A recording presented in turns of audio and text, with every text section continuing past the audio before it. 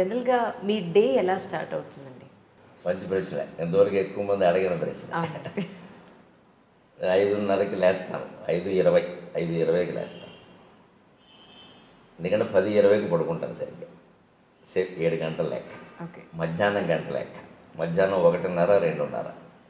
అందులో సాధారణంగా తేడా ఉండదు. 10 నిమిషాలు అటు ఇటు ఉండొచ్చు, కానీ తేడా ఉండదు అసలు. ఆ గంట సేపు మధ్యాహ్నం, రాత్రి 7 గంటలు, 10:20, 5:20. సరే 6:30 వరకు కాలకృత్యాలు, స్నానపానాలు సరిపోతే ఏమీ కాఫీ టీలు కానీ ఏమీ పుచ్చుకోవడం ఉండదు. 6:30కి టీవీలో వచ్చే నా కార్యక్రమం వీలైతే నేనే చూస్తాను ఇంట్లో ఉంటే. ఎందుకంటే మనం శ్రోతగా వినడం వేరు, చెప్పడం వేరు. ఇప్పుడు ఎక్కడెక్కడ శ్రోతలు ఇబ్బంది పడతారో, సాగదీసాం అనుకుంటారు, లేదా చెప్పలేదు అనుకుంటారో, ఇంకా చెప్పాల్సింది అనుకుంటారు, అవన్నీ మనకు తెలుస్తాయి.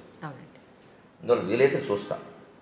లేకపోతే వేరే ఊళ్ళో ఉంటే ఇంక మళ్ళీ ఏదో యూట్యూబ్ చూడడం, లేకపోతే ఏదో స్మార్ట్ ఫోన్ పెట్టుకోవడం, ఇవన్నీ అసలు మనకు లేవు. ఇంకా ఏదో హోటల్లోనే ఎక్కడ ఉంటే టీవీలు కుదరదు. ఎవరింట్లో ఉన్నా పొద్దునే వెళ్ళి టీవీ పెట్టమని చూస్తే అక్కడి నుంచి వాళ్ళు కాఫీ పట్టుకొస్తారు, అక్కడి నుంచి పత్రిక వస్తుంది, ఇంకేమన్నీ కుదరవు. ఏదో వారంలో 1-2 రోజులు కుదిరితే చూస్తాను, లేకపోతే వెంటనే నా జపానికి నేను వెళ్ళిపోతాను. సరే సహజంగా మనకి కులాచారం ప్రకారం వచ్చిన సంధ్యావందనం ఉంది, అది గాయత్రి జపం. అది అయిపోయాక 8 వరకు పూర్తిగా నా జపదపాలు, పారాయణలు ఉంటాయి. నాకు పొద్దున్న సంధ్యావందనం తర్వాత నేను చేసేది ప్రత్యేకమైన జపం ఏం లేదు, గాయత్రి జపం ఒకటే. తర్వాత ఎక్కువ పారాయణ చేస్తాను. అంటే పారాయణ అంటే మళ్ళీ ఒకటే రోజు విష్ణు సహస్రం, రోజు లలిత సహస్రం ఇలా నియమంగా చదవడం కాదు, గ్రంథ పఠనం అనాలి దాన్ని, పారాయణ అనడానికి లేదు. గంటలో 6 పుస్తకాలు చదువుతాను. ఒకటి శివపరమైంది, ఒకటి విష్ణుపరమైంది, ఒకటి అమ్మవారి పరమైంది. మన హిందూ ధర్మంలో వీళ్ళు ప్రధాన దేవతలు ఈ ముగ్గురు. ఇంకొకటి ప్రత్యేకం 10 నిమిషాలు శంకర సాహిత్యం, శంకరాచార్య సాహిత్యం. తెనాలి సాధనా గ్రంథ మండలి వాడు 21 పుస్తకాలు వేశాను. భగవంతుడి దేవల్ల ఆ 10 నిమిషాల సమయం పెట్టుకోవడం వల్ల నేను సుమారుగా హైదరాబాద్ వచ్చాక మొదలుపెట్టిన ఆ సాహిత్యాన్ని 8 ఏళ్లలో 21 పుస్తకాలు పూర్తి చేశాను. ఒక్కొక్కటి 400 పేజీలు ఉంది పుస్తకం. ఒక్కొక్కటి 400 పేజీలు ఉంటుంది. రోజుకి 10 నిమిషాలు మాత్రమే కేటాయించి నేను 8 ఏళ్లలో 21 × 400 అన్ని పేజీలు పూర్తి చేశాను. అలాగే శంకర సాహిత్యం యోగ వాసిష్టం నాకు బాగా ఇష్టమైన గ్రంథం. నాకు పూర్తి నిశ్చింతైన జీవితాన్ని ప్రసాదించిన గ్రంథం. నిజంగా వాల్మీకి మహర్షికి, వశిష్ఠ మహర్షికి నేను రుణపడి ఉన్నాను. నిజంగా దాన్ని రచించింది వాల్మీకి, చెప్పింది వశిష్ఠుడు. అది నా మీద ప్రభావం చూపించినంతగా మరి ఏ గ్రంథం చూపించలేదు. నా జీవితం కూడా నా మీద అంత ప్రభావం చూపించలేదు, ఆ గ్రంథం అంత చూపించింది. దాని గురించి నేను చిన్నతనంలో విన్నది ఏమిటంటే, ఈ చదివిన వాడు పిచ్చాడు అయిపోతాడు, లేదా మహాజ్ఞాని అవుతాడు. అయితే మహాజ్ఞాని అవుతాడు, లేదా పిచ్చివాడు అయిపోతాడు. మా ఊళ్ళోనే అటువంటి పుస్తకం చదివి పిచ్చాడు అయిన వాడు మేము చూసాం. ఈయన ఎందుకు ఇలా పిచ్చాడు అయ్యాడని మా అమ్మని అడిగితే, ఫలానా గ్రంథం చదివి ఇలా అయ్యాడు అని చెప్పింది. ఏముంది అసలు ఆ గ్రంథంలో మీరు చదివాను? మొత్తం జగన్మిథ్య అని ఉంటుంది. బ్రహ్మసత్యం, జగన్మిథ్య. శంకరాచార్య చెప్పిన సిద్ధాంతం వేదంలో ఉన్నదే. కానీ చాలా పచ్చికి నిజాలతో, మనం మొహం బద్దలైపోయే నిజాలతో చెప్తాడు. ఇది నువ్వు ఒప్పుకోకపోవచ్చు, కానీ సత్యం అంటాడు అంతే.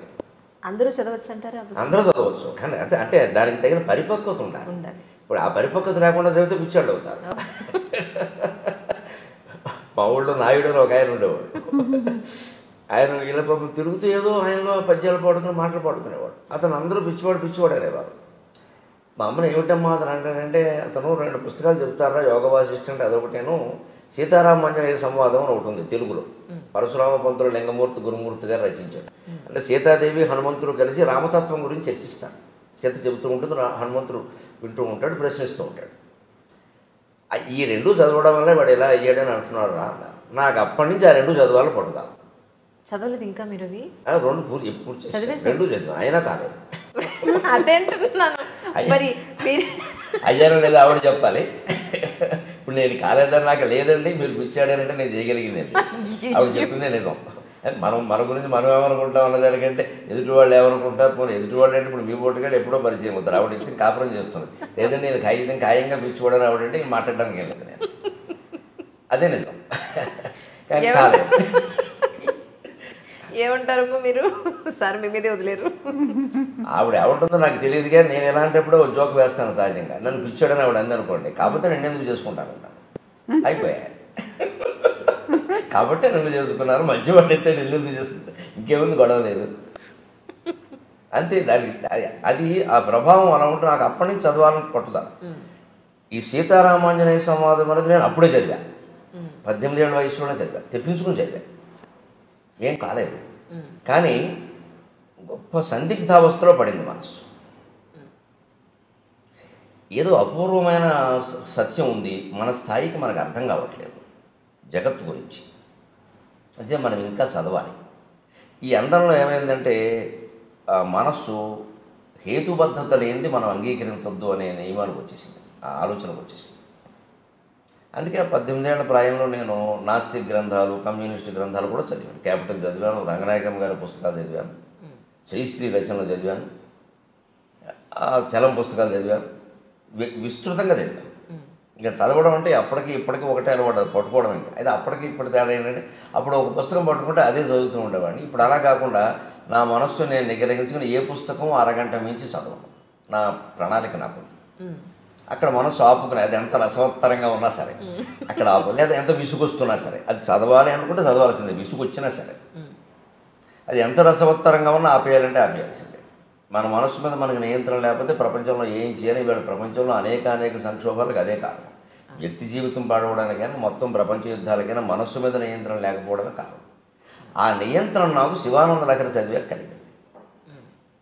అందుకే నాకు శివానంద లహరి చాలా నా జీవితాన్ని మొత్తం ఇలా మార్చేసిందని చెప్పచ్చు.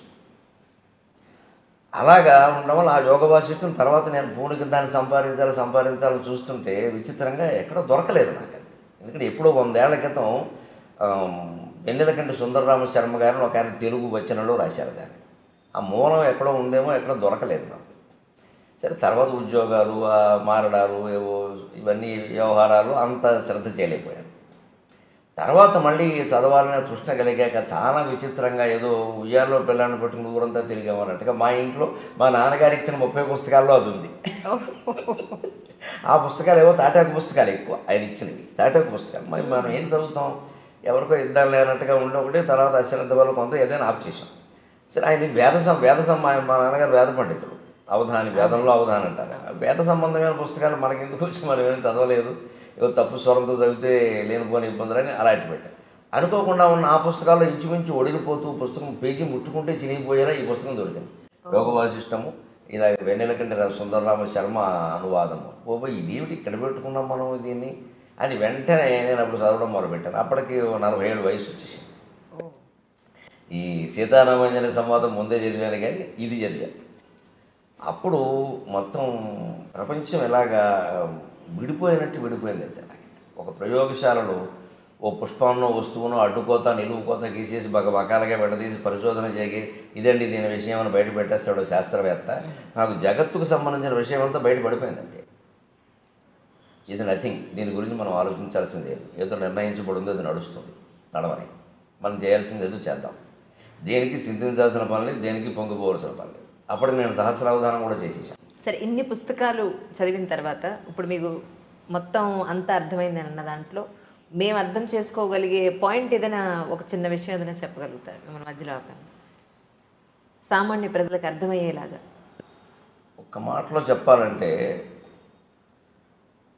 తనలో తాను రవంత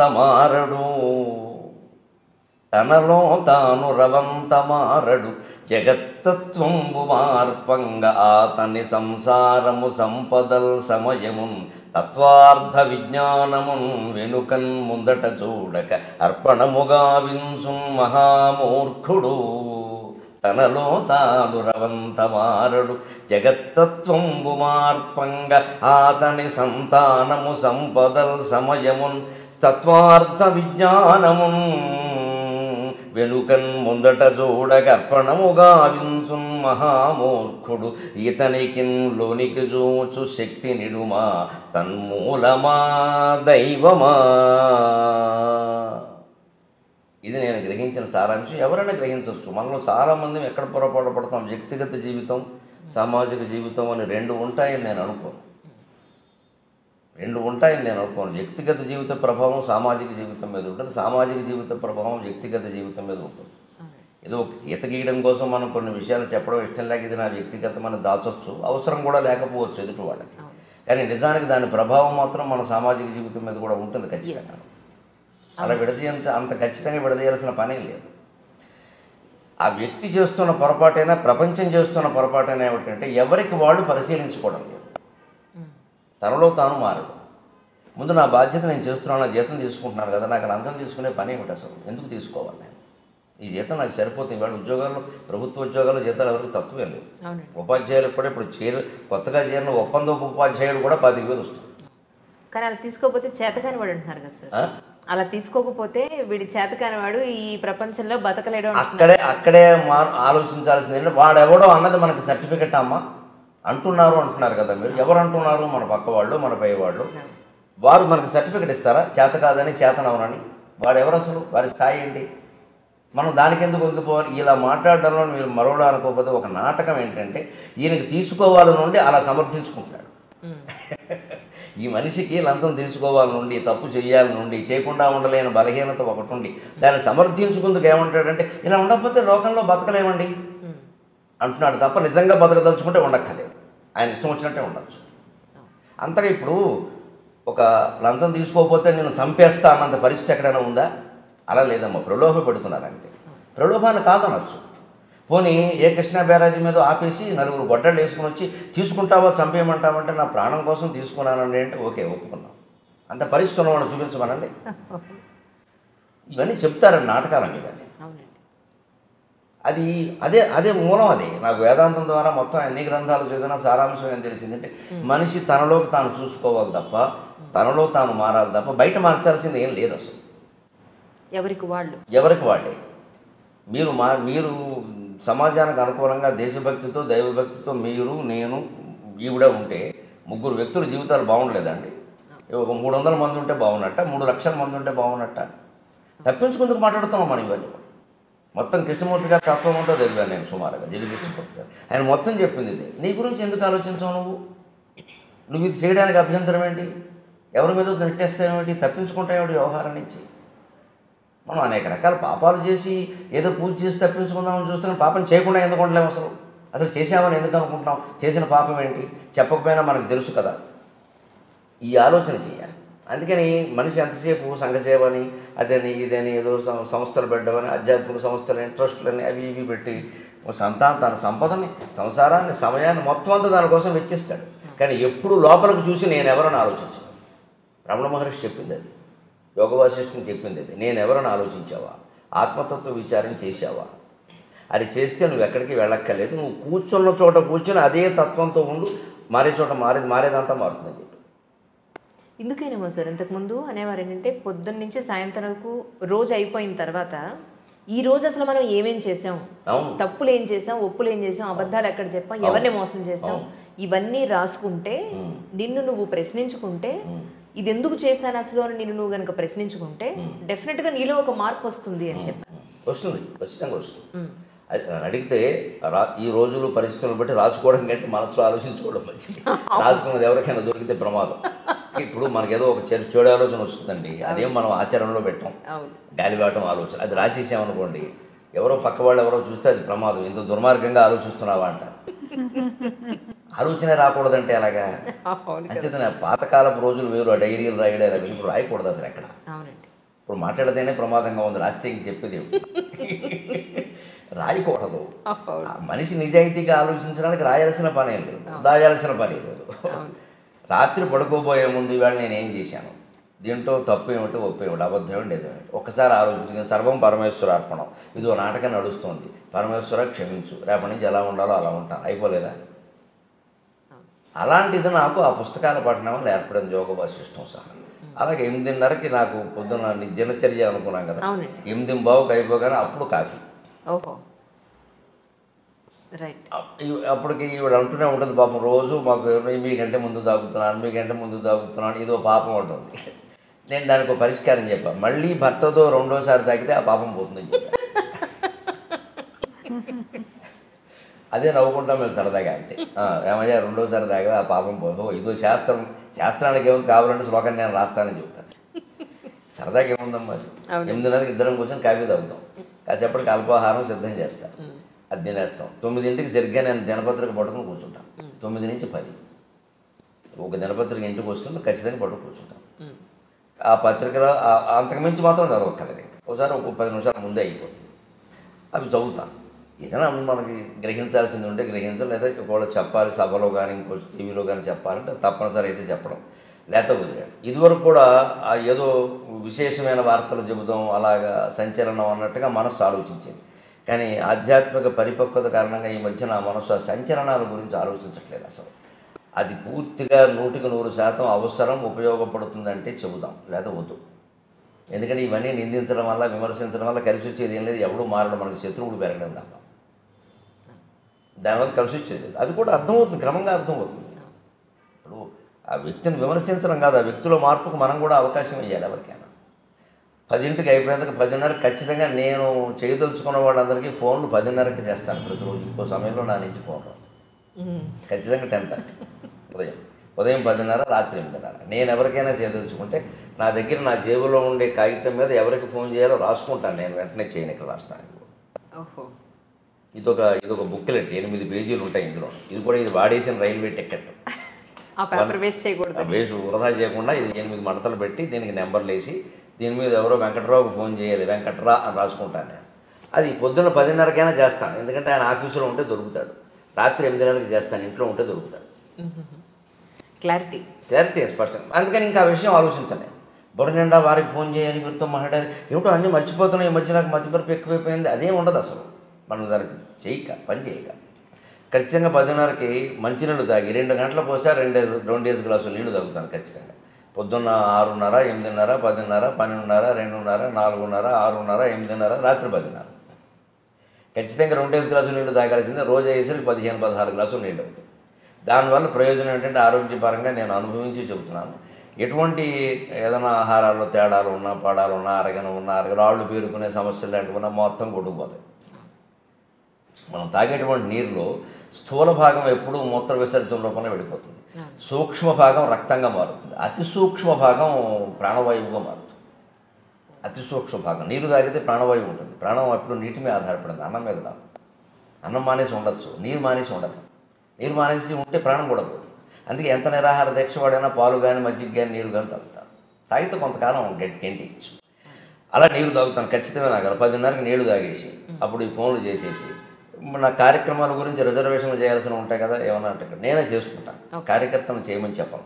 ఎందుకంటే వాళ్ళు మనకి తర్వాత ప్రోగ్రామ్ ఎక్కడుందో వాళ్ళకి తెలియదు. వాళ్ళ ఊరికి చేసేస్తాను. మళ్ళీ అక్కడి నుంచి ఇంకో ఊరు, పక్క ఊరు వెళ్ళాలంటే ఆ షెడ్యూల్ నా దగ్గర ఉంటుంది కాబట్టి చేసుకుంటాను. అక్కడికి ఆ పని అయిపోయింది. అప్పుడు ఖచ్చితంగా టీవీకి ఏమైనా తయారవ్వాలా, సాయంత్రం సభ ఉందా తయారవ్వాలా, ఆ తయారవ్వాల్సి ఉందంటే తయారవుతాను. 10:30, 12:30 సమయం. 12:30 ఖచ్చితంగా గంట కొట్టేసినట్టుగా తిరుగు లేకుండా 12:25కి వచ్చి గురువుగారు భోజనానికి రావచ్చు అంటుంది. అంతే మేడం అండి, గురువు గారు అంటారా? ఎందుకు అడగండి. ఎందుకు అంటే చాలా నేర్చుకున్నాను అందుకని మా గురువు గారు నుంచి చాలా నేర్చుకున్నాను. అవునా? అందులో ఏం నేర్చుకున్నారు? ఒక పాయింట్ మాకు. అవి చెప్పేవి కాదు, అలాగా సహజంగా జరిగినవి అంతే. సరే, 12:30కి భోజనం పెట్టేస్తే అంతే. ఖచ్చితంగా 45 నిమిషాలు భోజనం చేస్తాను. 1:15 వరకు నవ్వులతో ఉండాల్సిందే. ఓకే. 3 ఐటమ్స్ మించి భోజనాల్లో ఉండవు. 4వది ఉంటే ఆవిడ తినాల్సిందే. 3 ఐటమ్స్, 3వది మజ్జిగతో కలిపి 3. మజ్జిగతో కలిపి. ఓహో. మజ్జిగతో 15-20 ఏళ్ళు బట్టి, కనీసం 10 ఏళ్ళు బట్టి ఆ నియమం ఖచ్చితంగా. పప్పు, కూర, మజ్జిగ, లేదా వేపుడు, పచ్చడి, మజ్జిగ, ఏదైనా సరే 3 మజ్జిగతో కలిపి. 4వది ఉంటే ఇందులో ఒకటి తగ్గించేస్తాను, అన్నం తగ్గించేస్తాను. మొత్తం మీద అన్నం అంతకుమించి వెళ్ళడానికి వీలు లేదు. అందుకని నాకు షుగర్ ప్రాబ్లమ్స్ అవి ఏం లేవు. తినవలసింది తిన్నాను. ఖచ్చితంగా పొద్దున్న ఒకసారే కాఫీ, సాయంత్రం 4:30కి టీ, మధ్యాహ్నం భోజనం చేసి గ్లాసు మజ్జిగ తాగుతాను. రాత్రి పడుకోబోయే ముందు గ్లాసు పాలు తాగుతాను. ఒకసారి పాలు, ఒకసారి మజ్జిగ, ఒకసారి కాఫీ, ఒకసారి టీ. 4 సేవించినట్టు అయింది. ఏది ఎక్కువ కాలేదు. అన్ని రుచులు తెలిసాయి. ఎప్పుడు కావాలంటే అప్పుడు వదిలేయచ్చు, సమస్య అంటే. ఎక్కువ అలవాటు పడ్డామనుకోండి, నాకు ఏమిటో కాఫీ లేకపోతే తోచట్లేదు, ఏమీ లేదు, నాకు ప్రపంచం అంతా లేకపోయినా నాకు తోస్తుంది. ఈ ప్రపంచం అంతా శూన్యమే, నేను ఒక్కడిని అంటార్కిటికా ఖండంలో నన్ను వదిలేస్తే హాయిగా గడిపేస్తాను, ఏమి ఇబ్బంది లేదు. ప్రాణంతో ఉంటే సార్ అక్కడ నీళ్లు దొరికితే ఏదో మారేడాకులు దొరకపోని అవుతాం. వారు ఉండాలి, వీరు మాట్లాడాలి, అసలు ఆ సమస్య లేదు. అదే వేదాంతం ద్వారా నేర్చుకున్నాను. యోగ వాసిష్టం నాకు నేర్పింది అది. నీతో నువ్వు మాట్లాడుకో, నీతో నువ్వు ఉండు, ఇంకోరు ఉండాలని ఎందుకు అనుకుంటున్నావు? ఇంకోరు ఉండడం అంటే మనం తప్పించుకొని బయటపడుతున్నాం. మన నుంచి మనం తప్పించుకొని బయటపడుతున్నాం. అదేదో కాలక్షేపం, వారేదో పోగొట్టడం, తిట్టడం, విమర్శలు, ఇవన్నీ ఇంక ఇది పీకానామ లాగానం, ఎలక మీద పిల్లి, పిల్లి మీద ఎలక, ఎప్పటికి తెమలో ఇవి. అప్పుడు ఈ కాలక్షేపాల కోసం వచ్చరికి తోడు, నీడ, దూడ, పేడ అన్నీ తయారైపోతాయి. ఇందులో ఎవరు లేకపోయినా మనం తట్టుకోలేని పరిస్థితి వస్తుంది. ఇదంతా బలహీనతే, మనం ఏదో గొప్పగా చెప్పొద్దు దాన్ని. నాకు నలుగురు ఉంటే కానీ తోచదు, అదో వ్యాధి, డాక్టర్ చూపించుకోవడం మంచిది. ఎందుకు తోచదు? నలుగురు ఉన్నా తోచాలి, ఒక్కరే ఉన్నా తోచాలి, 1000 మందిలో ఉన్నా తోచాలి, శ్మశానంలో ఉన్నా అదే తోచాలి. అది వేదాంతం. మన స్థితిలో మనం లేవు, అందుకే తోచదు. అందుకే మనిషి తనలోకి తాను చూసుకోవాలి, లోకం అంతటా మార్చుకుంటూ కూర్చోవడం కాదు. మధ్యాహ్నం ఖచ్చితంగా 1:15 అయ్యాక అప్పుడు సరిగ్గా పావు గంట సేపు అటు ఇటు నడుస్తాను. బయట ఆరేసిన తువ్వాలు లోపలేస్తాను, అదో క్రమశిక్షణ. పొద్దున్న స్నానం చేసి ఆరేసాం కదా, ఆ తువ్వాలు లోపలేస్తాను. అవన్నీ నేనే చేసుకుంటాను. ఆ పనులు పావు గంట పడతాయి. 1:30కి పడుకుంటాను, 2:30కి లేస్తాను. ఫోన్ కట్ చేయడమే, సైలెంట్లో పెట్టడం ఉండదు. సైలెంట్లో పెడితే ఎవడో చేస్తాడు, అక్కడ ఉంటుంది, అక్కడ మళ్ళీ నాకు చేయలేదంటాడు. అటువంటి అవకాశం ఎవరికి ఇవ్వను, స్విచ్ ఆఫ్ అంతే. మళ్ళీ ఆయన చేసుకోవలసిందే. ఏమంటే నేను చేశానండి, మీరు నాకు చేయలేదంటే చెయ్యను, నీ అవసరం నువ్వు చేసుకోవాలి. ఎంత ప్రాణ స్నేహితుడైనా అంతే. నాకు ఎందుకు చేసావు కదా, రెండోసారి కూడా నువ్వే చేసుకో, 3 సార్లు చేసుకోలేకపోతే మానేసుకో. అంతేగాని ఏమనుకుంటాడు అనుకోని, బ్రహ్మ సత్యం జగన్ మిథ్య, నాకు అర్థమైంది అనుకుంటే మరీ మంచిది. ఇంకా ఆయన ఫోన్ చేయక్కర్లేదు, ఓ నెంబర్ తీసేయచ్చు. ఇది ఎవరి మీద కోపం కాదు, వ్యతిరేకత కాదు, పూర్తిగా జగత్తత్వం తెలుసున్న మనిషి ఇలాగే ఉంటాడు. నాకు తెలిసి నేను ఋషుల చరిత్రలు చదివాను, ఋషులందరూ ఇలాగే ఉన్నారు. అది మనం అలవాటు చేసుకోవాలి.